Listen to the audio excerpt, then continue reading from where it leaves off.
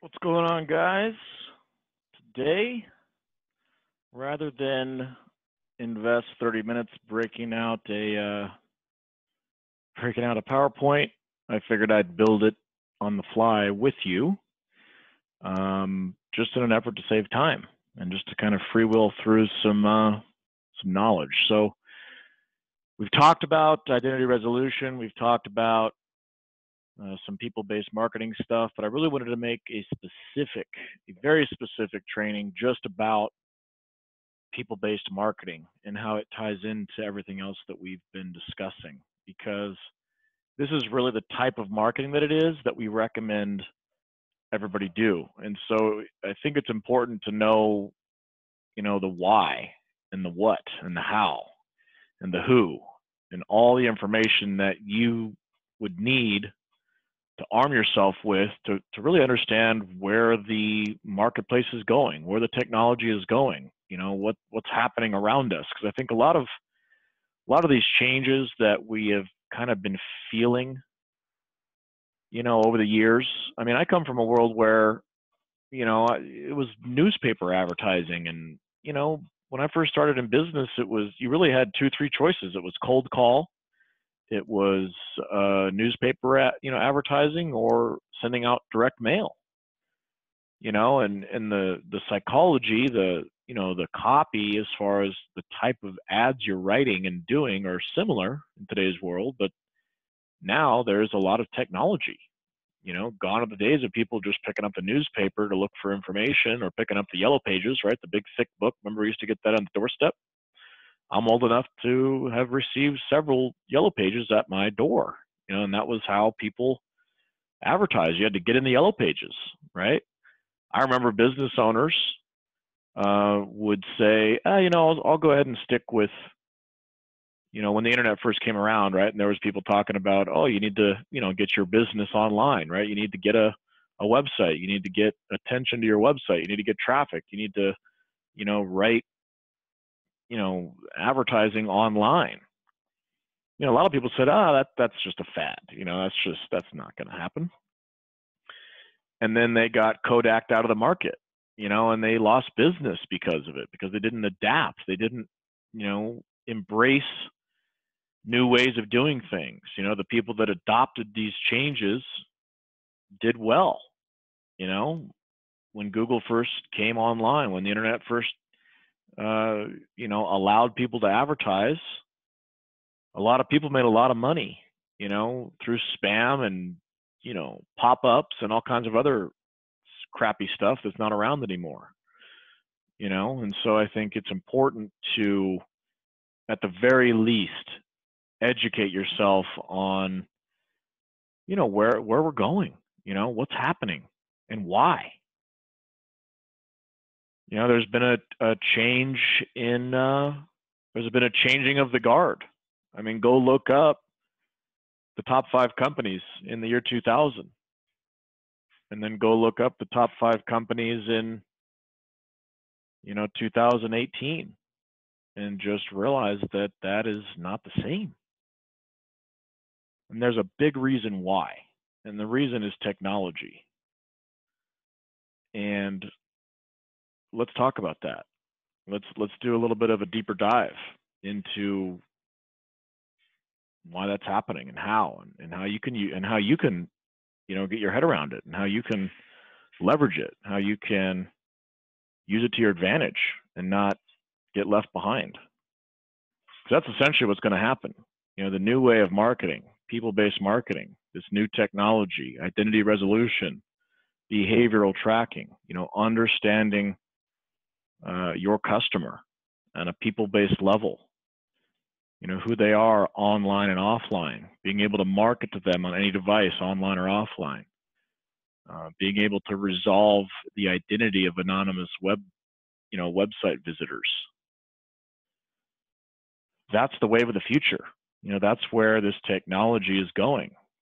There's technology right now that you can use in your business to stop marketing to the haystack.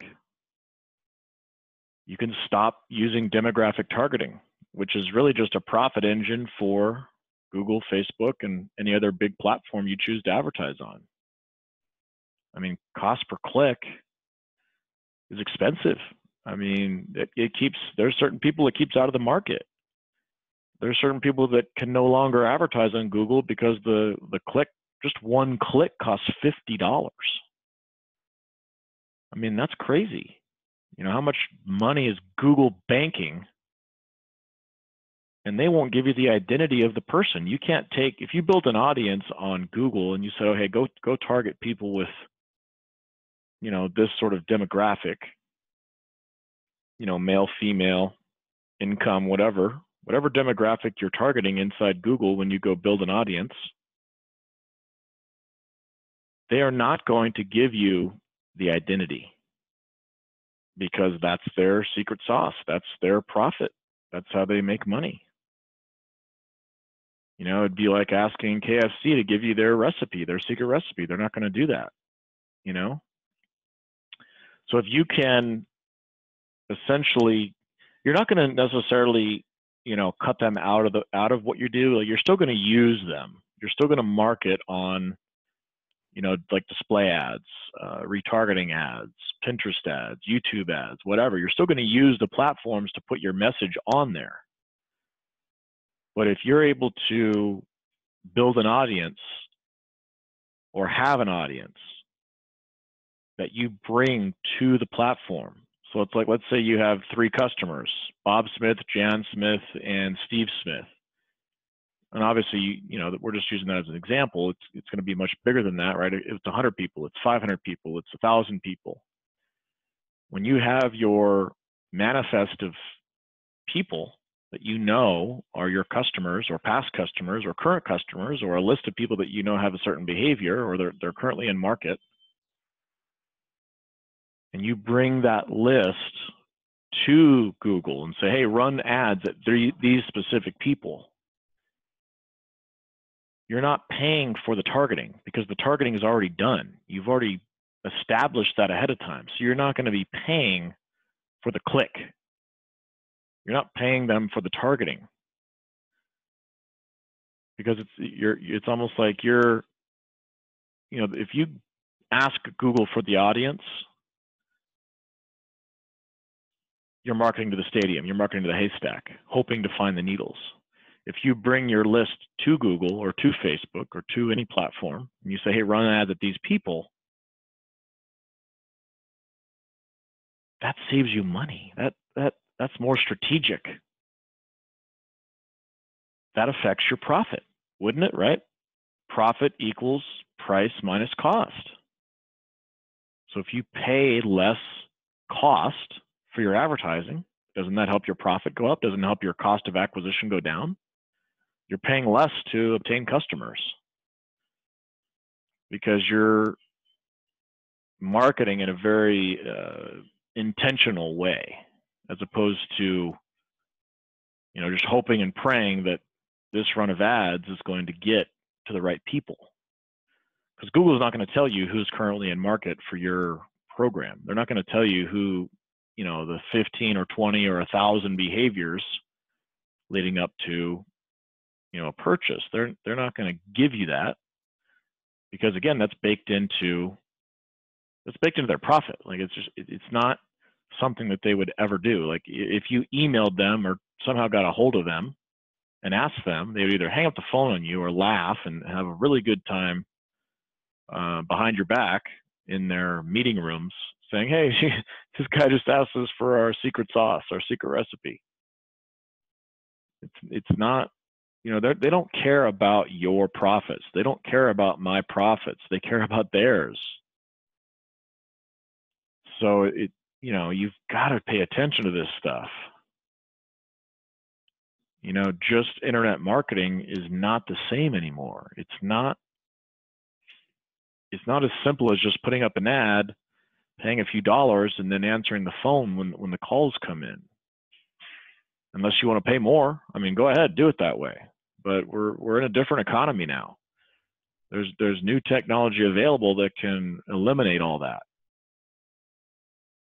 And it's called identity resolution. And that's what all the big companies are doing. That's why Facebook is Facebook. That's why Google is Google. That's why there's been a shift, a changing of the guard, a shift in power. Why do you think Amazon is able to push into new markets without any resistance?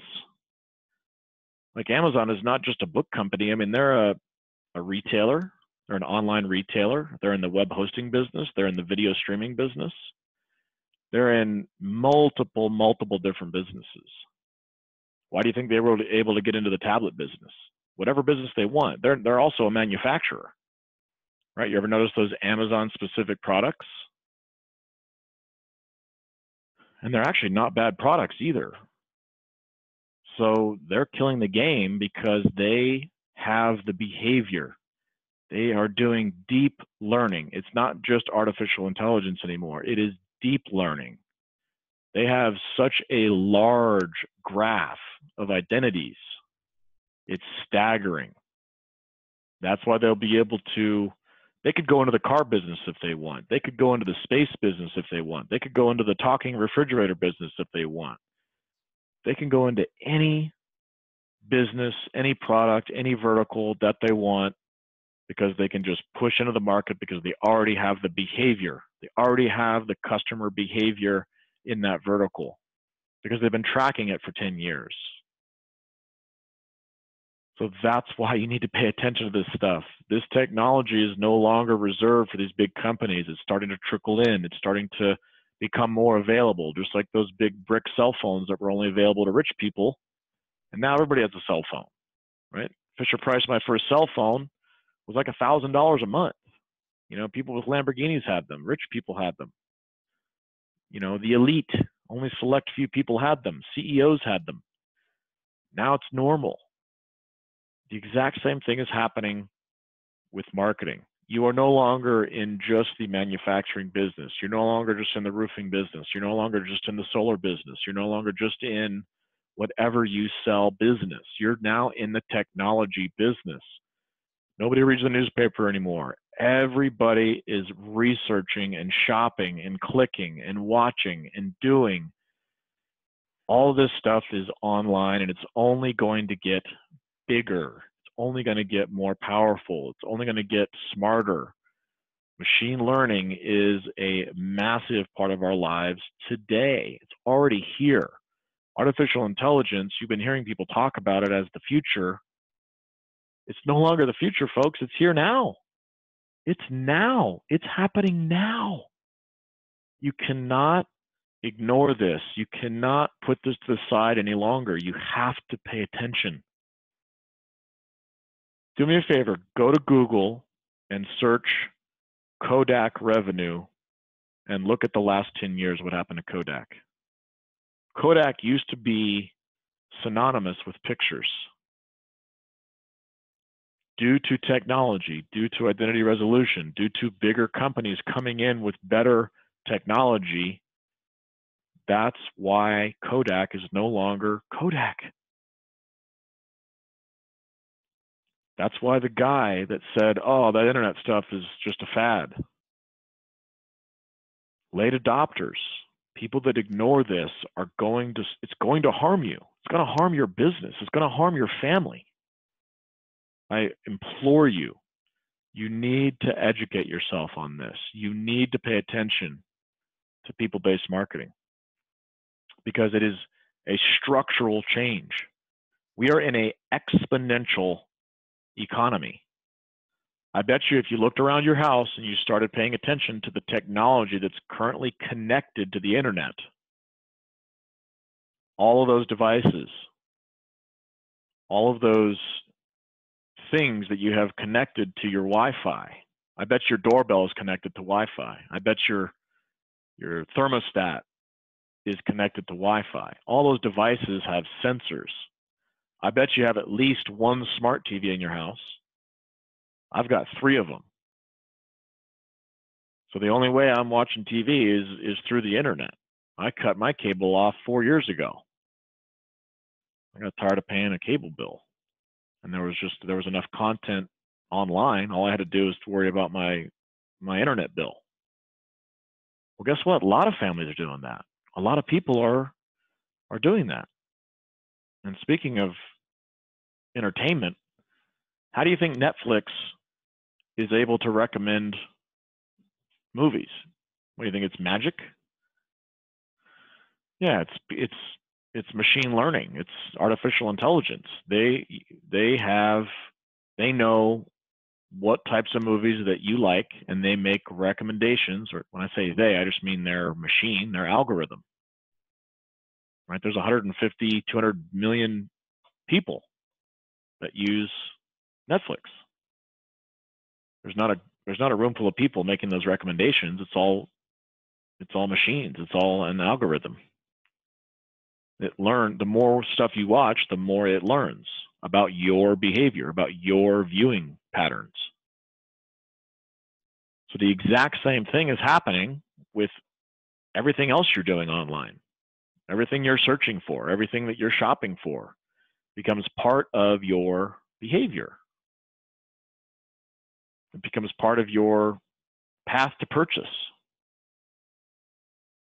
The more stuff you click on that relates to a specific product, the closer you get to becoming in market for that thing. Like if you just went to one car website and just randomly looked at an SUV, that wouldn't necessarily trigger an advertisement for maybe from that manufacturer, from that specific company. But that wouldn't necessarily trigger us to say, okay, this person is in market. But what if you went to 5 different car websites? What if you went to KBB? What if you went to Edmunds? What if you went to other websites related to vehicles? What if you went to your local credit union's website to look at loans? What if you went to, Audi.com and built out an Audi? What if you had 25 behaviors related to buying a car? That might trigger something. That might let us know that you're in market for a vehicle. And then we might let your local dealership know that you're in market, because that behavior matches the pattern of somebody else who took the exact same or similar behavior and then bought a car within a week or two from that pattern. So that's really in and of itself what machine learning is. It's just looking at the pattern. That's all it is, just pattern recognition. You've heard me say this before, machines are dumb. But the more and more information you give it, the smarter and smarter it gets. And so I think the disconnect with a lot of people is, well, where does the identity come in? Most people think, oh, I'm just anonymously browsing the internet. Well, not necessarily, because if you put your email, if you log into your email, like a lot of times if you use Chrome or Firefox, right, you use, there's a browser-based login that you're doing. Like if you log into Gmail, you're then logged into Chrome, which is you're logged into that browser from an email. Your email is tied to your identity. The average person has 4 emails. And so what we can do is we can look at the identity graph, or have a machine do it, right? We can have a machine look at your identity graph and look at who you are. Here, let's build out this spreadsheet here. Identity graph. See, email. It's just a spreadsheet in the sky. That's all the identity graph is. As you behave online, there's that arrow just signifies we could have thousands of behaviors. I bet you Amazon has millions of behaviors on you. They know exactly what type of toilet paper you buy. They know what type of underwear you wear. They know what type of t-shirts you have. They know, from a product specific standpoint, what kind of shoes, jeans. Plus they're tracking you on their Amazon Prime, so they know what kind of movies you're watching on there. Amazon has sensors all over the internet, millions of them. Pretty much everything you click on has some type of a sensor. And there's not just one sensor, there's multiple sensors. So like if you went to, kbb.com to research vehicles, there's probably going to be more than one company that's tracking you on that behavior on that website. We have a sensor in that website. We run an identity graph. That's how we're able to help our clients determine behavior. And once we have resolved your identity, so let's say that you had our pixel on your website and Bob comes along and he lands on your website. That's how we know it's Bob, because he's logged into his email on his browser. And so it fires the cookie. The cookie then fires back to the identity graph, our identity graph, not probably Facebook's and everybody else's too, but think of the identity graph, again, as a spreadsheet. Like if you were to build your own, let's just use Excel, right? If you built out some type of equation or a process or a system, and you built out information or a client list on Excel, on an Excel spreadsheet or a Google Doc or some type of spreadsheet, and then you saved that spreadsheet, wouldn't that be a business asset of yours? Like you wouldn't share that with other people. You wouldn't say, oh yeah, sure, here, take my client data, right? That's an asset of your company. It's a physical asset. Your spreadsheet, that's your list of clients. That's your list of people. That's your list of information. And so that's why when we say like an identity graph, when we compare it to a spreadsheet, that's why Google's spreadsheet or Facebook's spreadsheet or Amazon's spreadsheet or identity graph, that is their asset. That's why if you call Google and say, hey, Google, give me the information on my audience, they're not going to give it to you because that's their intellectual property. That's their identity graph. Now, I'm not saying that you need to go out and build an identity graph. It's not easy to do. It's a fairly complicated thing to build out this technology. But find a company that has a good one, like us. We have a privately owned identity graph. We're tracking 5 billion URLs and over 200 million US-based consumers. We're tracking up to 50 billion plus behaviors per day right now, which is only going to get more and more. Because right now we're in an economy where there are 15 billion sensors. Now, what's a sensor? A sensor is just a thing that is inside a device that registers information, registers a click. Do you think Nest thermostat necessarily cares that you're changing the temperature on your house? Not necessarily. But they're tracking it so that they can use it in the future for whatever it is they need it for. Well, what if your thermostat goes down? Do you think it would be valuable in the future to have an instant ping over to a Nest technician? Do you think that would be valuable to you? What if there was a sensor in your toilet and the minute it flooded, there was an emergency response unit sent out to prevent your house from flooding? And that's sort of like the response if, as people start thinking to themselves, oh, this is spooky, this is scary, this is way too, this is, invading my privacy. Well, this is all stuff that makes our lives better. Like, this is all stuff that makes it easier to do things. If you don't want something faster, then go turn on your cell phone. Turn the internet off your cell phone. Don't use your cell phone to search for things. Don't use the internet at all, for that matter. If you don't get benefit out of speed, if you don't get benefit from having instant gratification from what you're wanting to accomplish, which I'll admit it, I do. I don't want to wait for stuff. I don't want to have to pick up the phone and call. I want to just text or message or, get instant, I don't want to have to ask Netflix to give me movie recommendations. I want it to happen automatically. I don't want to have to, tell Facebook to make my experience better. I don't want to have to tell Amazon to recommend the right products. I just want it to happen automatically. And so do you, by the way. Believe me, a lot of people complained in the early days of the internet when ads were just spam and it was hard to click out of a website because there were so many damn pop-ups. That was a bad experience for people. That wasn't relevant. So relevance is important.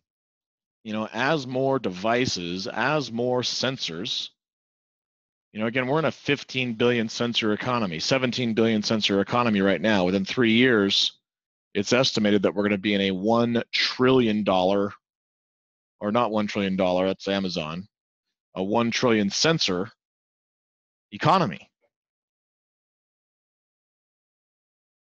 Internet of Things. What does that mean? What is a sensor? What is a network? So when you're talking Internet of Things, these are just sensors and networks, right?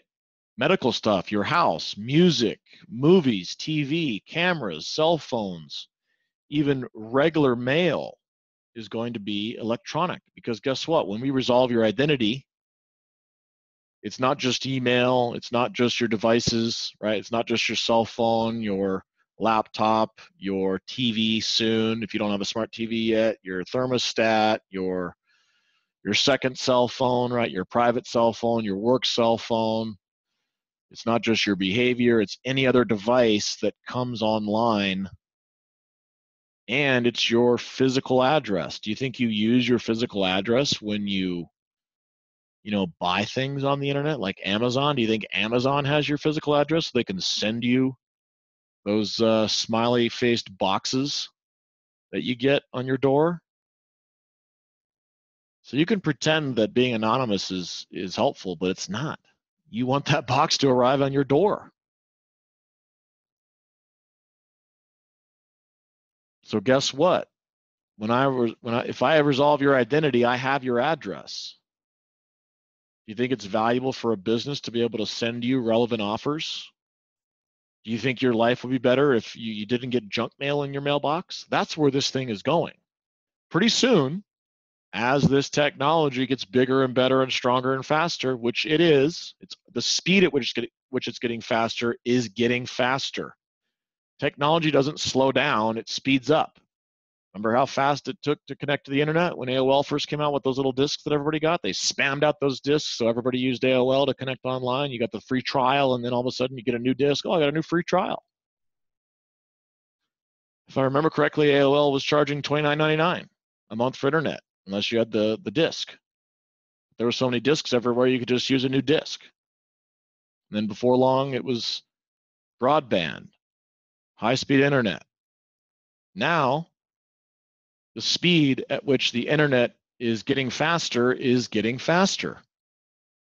because technology only speeds up. It doesn't slow down. Technology is just getting bigger and better and faster. We're in an exponential technology. We are in an environment where everything is getting faster and more and bigger. More sensors, more networks, more. So very soon, once companies start catching on to this, once companies understand that they can send direct mail very strategically, it's already starting to happen. Companies are starting to get wiser to it. If they're going to spend 25 cents to send you a letter, or 50 cents, whatever the cost of mailing is, $1. Back in my day, we spent about $1 per letter, all in, printing, stuffed, postage. And we would send 10,000 letters a week. That was our primary marketing channel. Now there's way more choices. There's way more marketing channels. There's way more platforms. More. Faster. Stronger. Bigger. This is why you got to pay attention to this stuff. It is not going away. You are in a situation right now where if you do not pay attention to this technology, you're going to be in trouble. It's no longer theory. It's no longer, you know, some futuristic Jetsons thing. It's here now. We got Elon Musk sending people to space. We got electric cars. We got Google, taking pictures of our houses with a self-driving car. Can you imagine where this thing is going to be 10 years from now? This is going to be the normal way of marketing. Marketing based on behavior, relevance. If I don't click on Wrangler jeans, Wrangler is not going to waste money sending me a flyer for their jeans.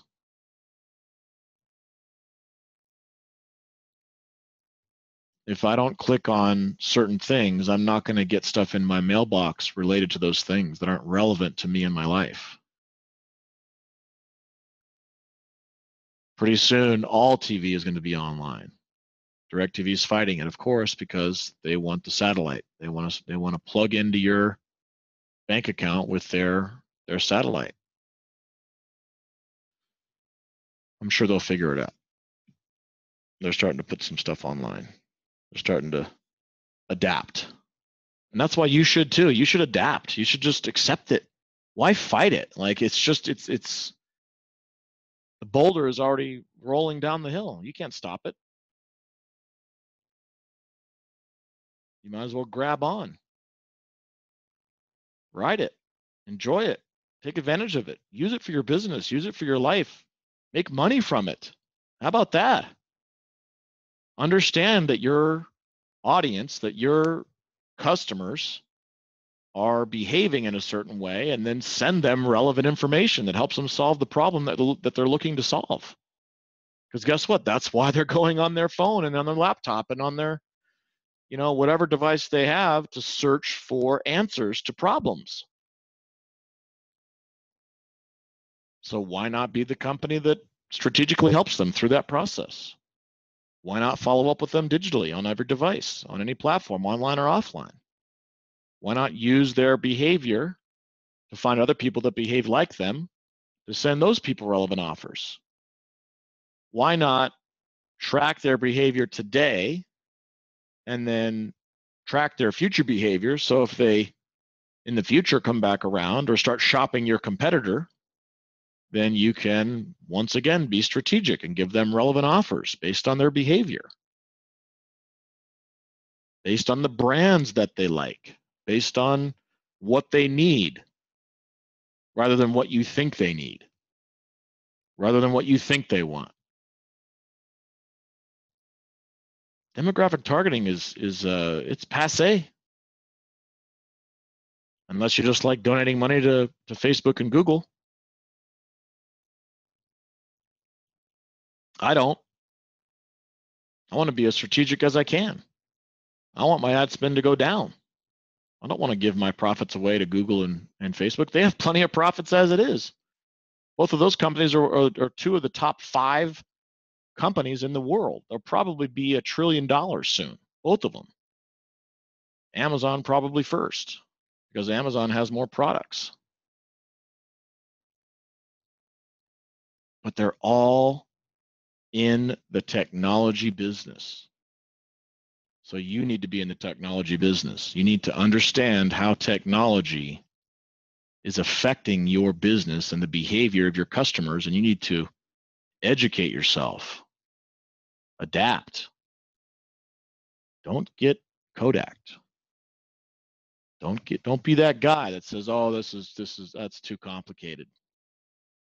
Don't be the Yellow Pages guy when the internet guy comes along and says, "Hey, that Yellow Pages is no one's going to be using that in 5 years." Oh no, I'm good. I'll stick with this Yellow Pages over here. It's worked for us.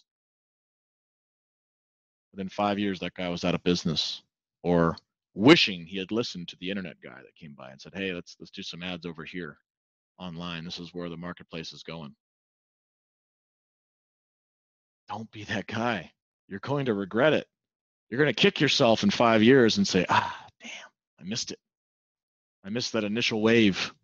I could have been way ahead if I'd have just listened to that Steve character talking about artificial intelligence and alien wizardry."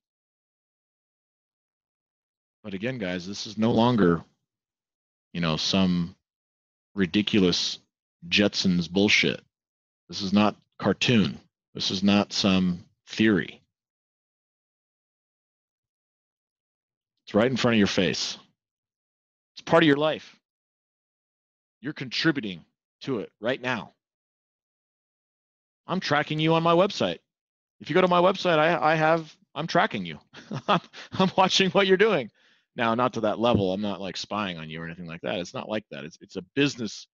There's business ramifications, right? I don't care what websites you go to. I care how it pertains to my business and how I can be relevant to your problem and how I can serve you ads that are relevant to the problem that you're looking to solve and how I can stay top of mind with you when I can show you how my solution stacks up against your problem and how it helps you solve that problem.